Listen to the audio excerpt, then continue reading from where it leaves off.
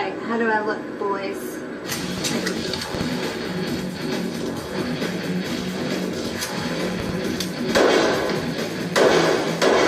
Obviously, I'm a natural.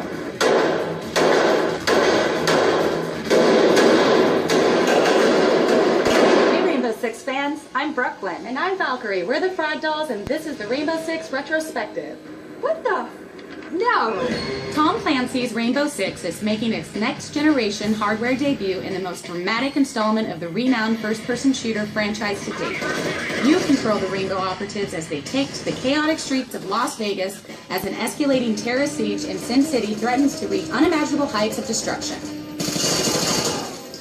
Longtime fans know that Rainbow Six has been the definitive first-person tactical shooter since its first appearance in 1998. So let's lock, load, and take a look back at how Team Rainbow evolved from this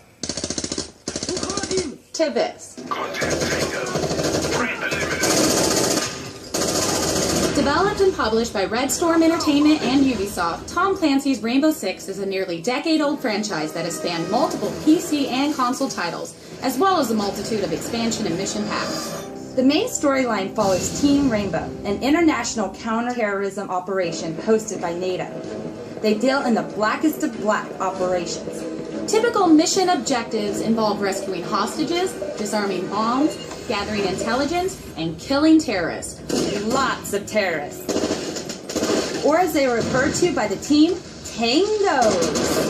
Tango neutralized. In July of 1998, Rainbow Six, the first realistic, squad-based first-person shooter to fall into the simulation category, was released. The game was developed simultaneously with the writing of the Tom Clancy novel of the same name. The end result was a tight, thrilling game that bore all the hallmarks of Clancy's fiction. Rainbow Six the book is part of the Jack Ryan series. However, the novel focuses on Rainbow director John Clark and the game's protagonist, my boy, Domingo Dean Chavez.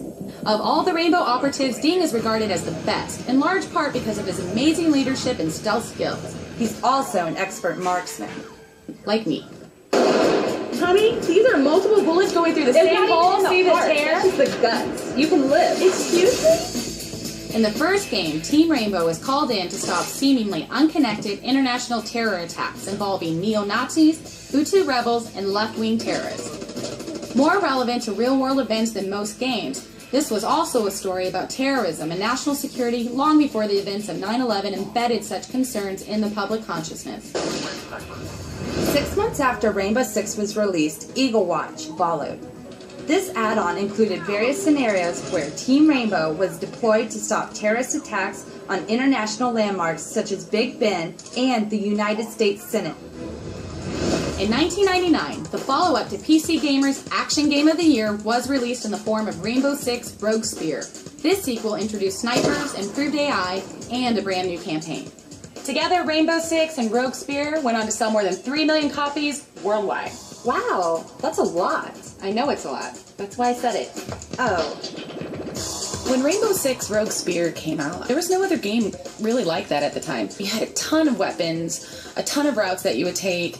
These were some of the smartest FPS games that I'd ever played in terms of the AI. They really are smart. They will cap you in the head in no time. Rainbow Six was also really tactical. You had to walk around slowly. No one was going to be running around like a chicken with their head cut off. If you wanted to live, you were going to take your time and work your way through the map very, very strategically. It was one of the things that really got me into the series in the first place. I think I was even planning missions while I slept. I swear to God, it was just absolutely ridiculous. I used to stay up all night playing death matches on my old 56K modem.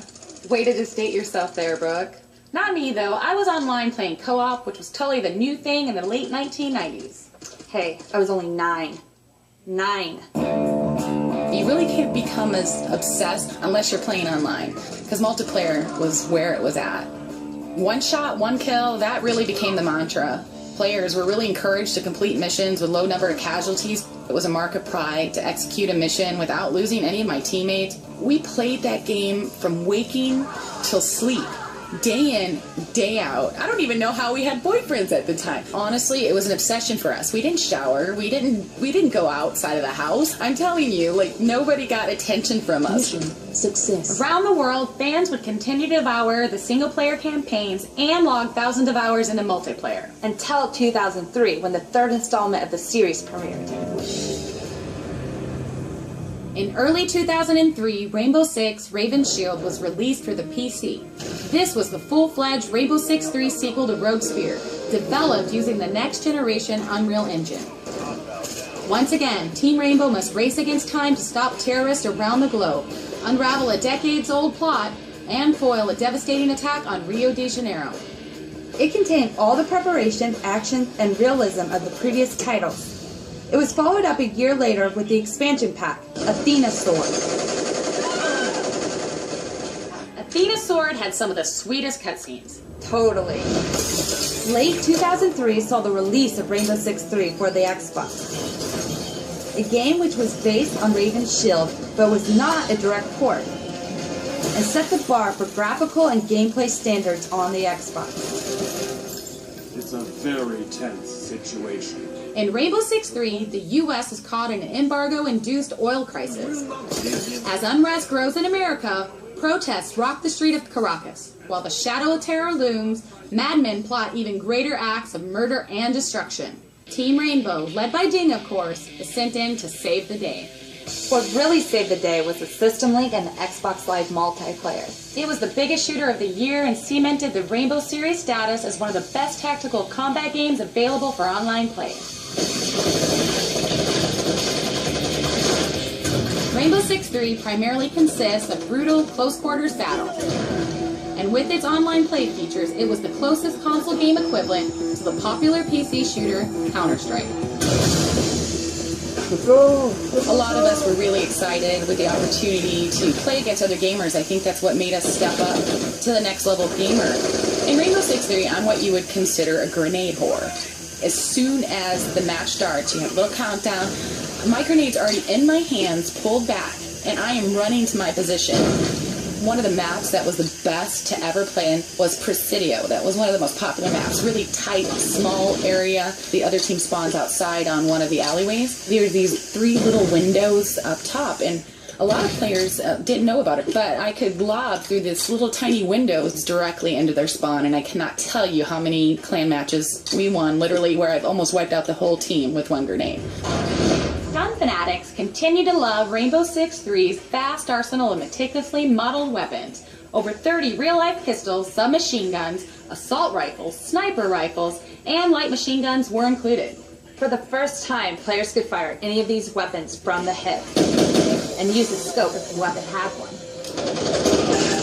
The most popular gun for Rainbow Six 3 would have been the G3A3. Definitely the most popular gun, I would say. It had a double zoom scope, was killer for those headshots from far away when you're leaning out in the open. Just a really great gun. He would have died. 2004 welcomed the release of Rainbow Six 3 Black Arrow. And this follow-up to Rainbow Six 3, a series of attempts to kidnap rocket scientists, pull Team Rainbow into a spider web of intrigue. An international cabal of renegade military officers is trying to create a war in the oil-rich regions around the Black Sea. Team Rainbow must stop the terrorists from developing weapons of mass destruction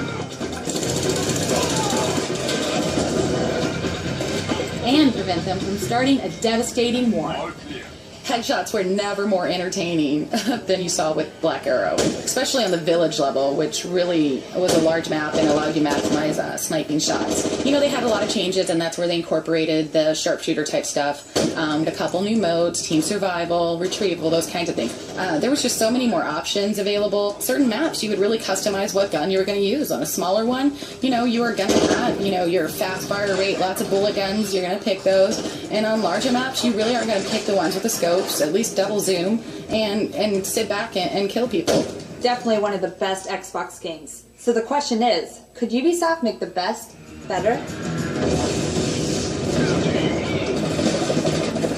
1 year after Black Arrow launched, Rainbow Six Lockdown was released. This was the most action-oriented title in the series to date. In Lockdown, a terror group threatens to unleash a lethal nanovirus. Team Rainbow is brought in to save the lives of innocent people and to squelch this situation. However, for the first time, a member of Rainbow fell into terrorist hands, and the struggle to save the world suddenly got personal. I won't leave one of my people behind! Oh, you don't like that? Go to hell! But longtime fans were calling for something more familiar and true to the Rainbow Six name. Luckily, players would not have to wait long.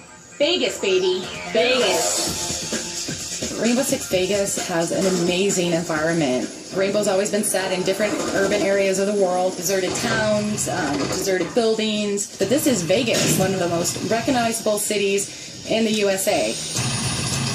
With Rainbow Six Vegas, of course, Ubisoft really maximized the capabilities of the Xbox 360. In terms of artificial intelligence, the AI in the game is super smart. It's something that players are going to have to look out for. It's not about holding a certain spot. It's literally about watching your back and not assuming anything. They incorporated so many great things from all the different series. Like, it really is the complete package from all the best things from all the games. In 2006, the Tom Clancy name means a lot in the world of video games. Based on the success of Rainbow Six and Clancy's storytelling capabilities, 2 new successful series were launched, Splinter Cell and Ghost Recon. Hollywood even has a Rainbow Six feature film in the works. The list goes on, but it all started with Rainbow Six.